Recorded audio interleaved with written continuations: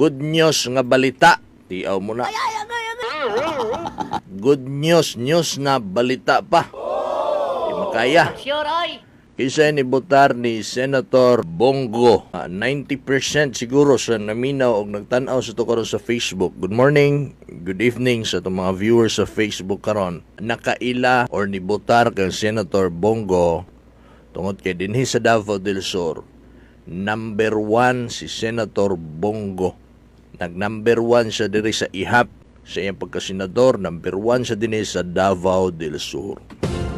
Diri siya kagahapon sa itong probinsya, particular diri sa Digo City, sa atong Provincial Hospital. Mga ibutang ta alas 12 sa udto, abot siya din Unsa man Senator Bongo diri, launching manggod ni ining Malasakit Center sa atong probinsya sa Davao del Sur. Unsa man ning kuan, Malasakit Center. Balaod na kini sa ato ang nasod Pilipinas nga gikinahanglan na gyud nga dunay Malasakit Center ang mga hospital nga iya sa national government. Ilalom sa balaod no sa Republic Act 11463, otherwise known as an act establishing Malasakit Centers in all DOH hospitals in the Philippines, Philippine General Hospital. Alright?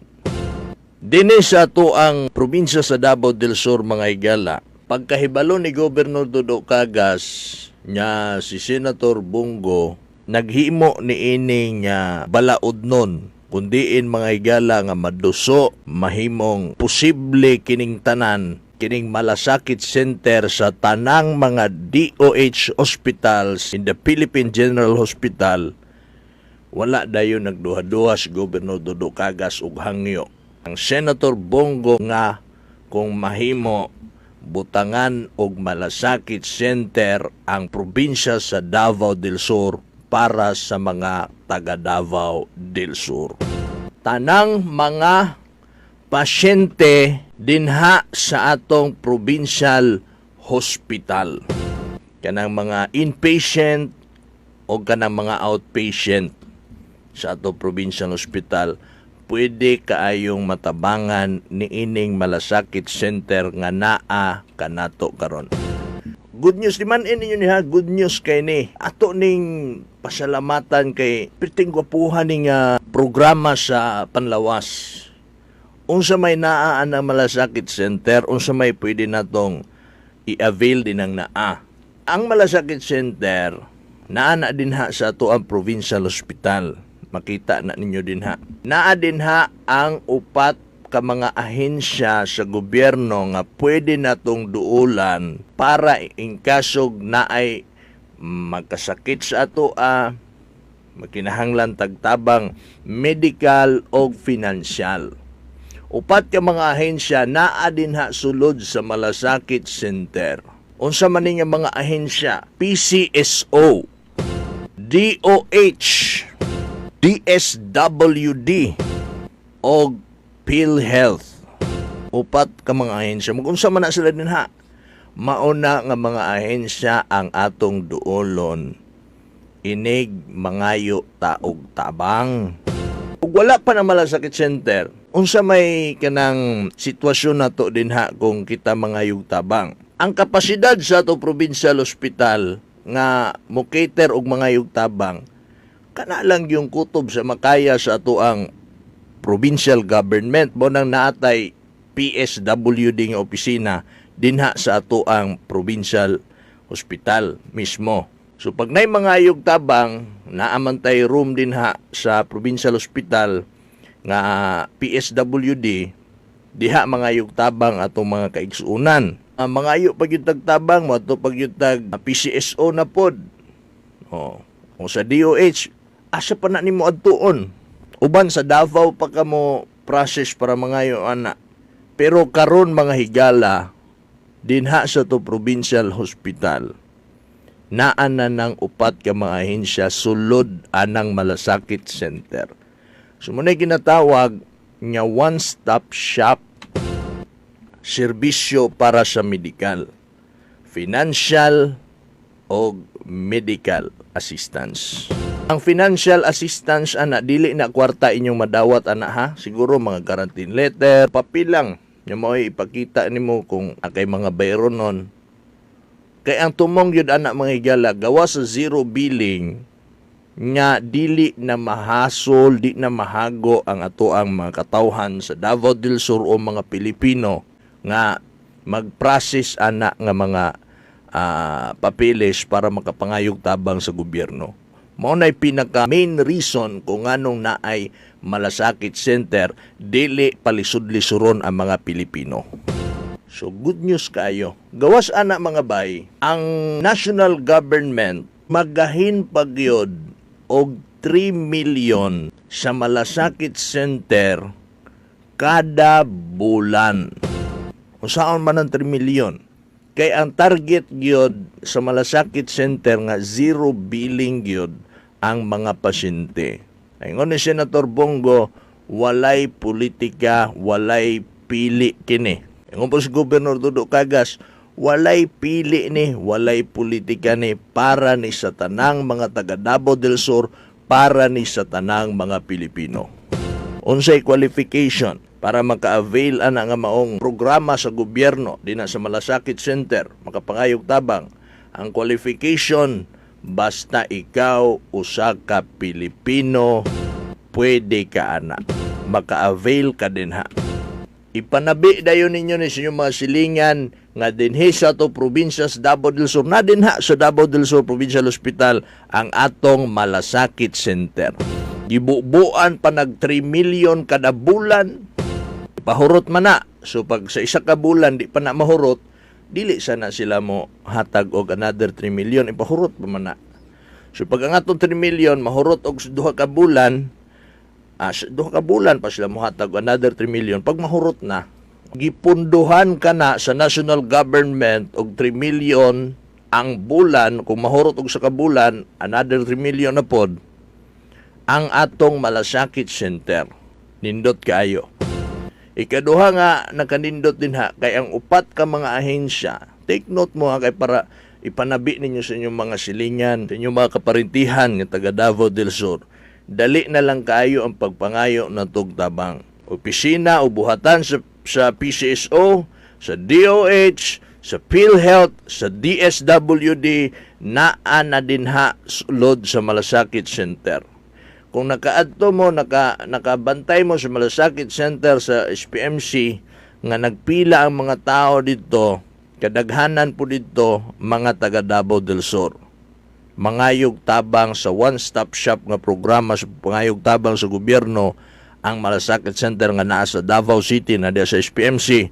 Karon naa na din sa to probinsya sa Davao del Sur, na sa Provincial Hospital. Di na ta kailangan mo ito pag Davao City para mo pila at upititaas ang pila sa Malasakit Center dito sa SPMC. Kay naa na din mismo sa to probinsya sa Davao del Sur. Launching kagahapon, naa na tay Malasakit Center dinhe sa Davao del Sur. Maunay na kanindot diha, mga bay. O si mga pangutana kalabot niya na. Misugat kang Senator Bongo sa diha sa Provincial Hospital, diha mismo sa Malasakit Center na to. Si Governor Dudu Cagas, i-mention po na to ang mga board members nga misugat, no? Si board member Ana Margarita Razonable sa District 2, board member Arvin Malaza, board member Badondo de los Cientos, tulo ka mga kadungog. Kisa pa mayon ako na-mention ng mga board members niya na Okay, pasensya na kung ako ay nalimtan. Moto yung misugat si Governor Dudu Cagas. Human ni Senator Bongo dito sa Malasakit Center, niadto siya sa palengke sa Digos. Dito na po siya gisugat sa mga city officials. Kay si Senator Bongo naghatag og mga bike, naghatag og mga tablet para sa mga kining vendors sa atong Digos Public Market.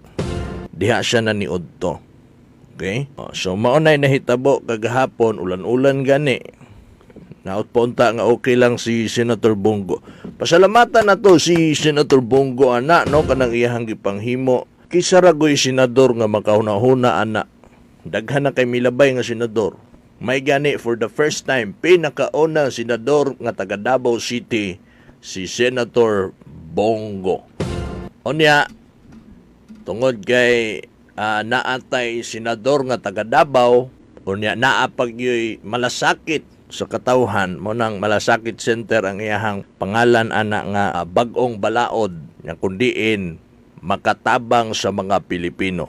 Ikapila nga Malasakit Center ni atong tan-awon din niya, ika-89 nga Malasakit Center ang sa Davao del Sur nga naa sa Davao del Sur Provincial Hospital sa tibuok Pilipinas.